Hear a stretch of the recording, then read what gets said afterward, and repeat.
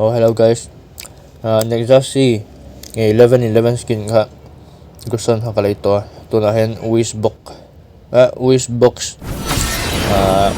Kon na kanay doon eh. Kasi lang daw ko chang daw laga.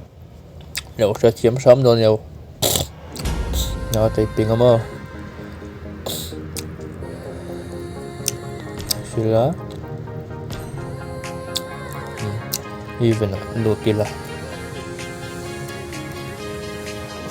Even ang lutang tunan tada story sa sari sumrit pakat ko na ito. Kami bahian, gusto na skin nakalay ito. Ito sudah pizza, voice katoto. Gusto nakalay ito voice box. Ikan hong doon Nexa doon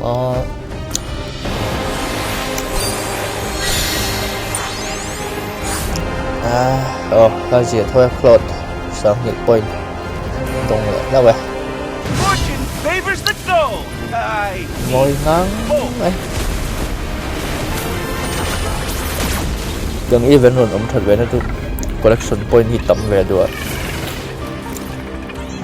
thôi có bao nhiêu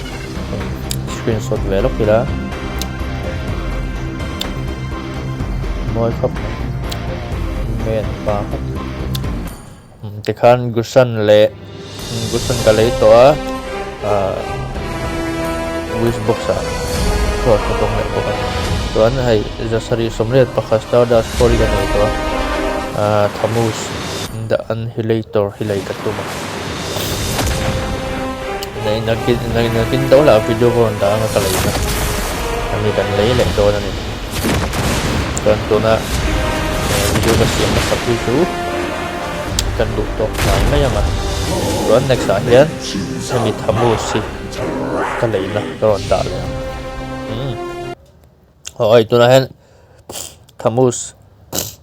Nexa si ka leina video ron da ve le thung do na tuna mela kan lutang so le so nu ka shitang ve da la ka o te changa ka na te ping shom khop ma các YouTube channel hi ham sa jok kha chhia tuna thar ka siama hoi takin mi lo subscribe sak zel ka som chawni an lutang ibana lutila ni china Thamuz Nexa si kha kan laya chin ha stardust score ha sari samret panin ko jon zariat samri pakat kene jo hi za pati ani afain ta ka lei ho jong hi kusan ka leia no hai toy thanga hai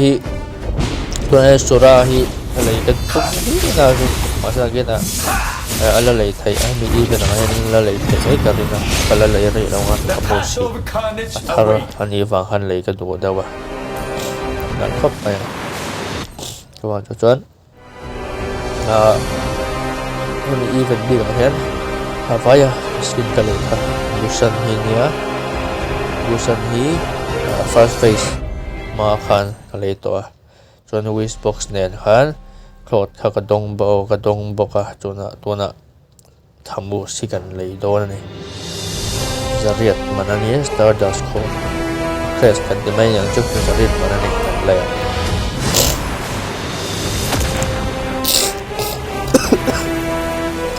ni ke ni chuk an det re thot ba re thot ni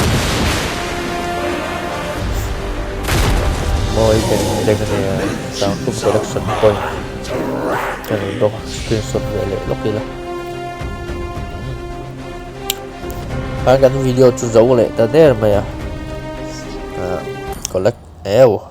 collection point po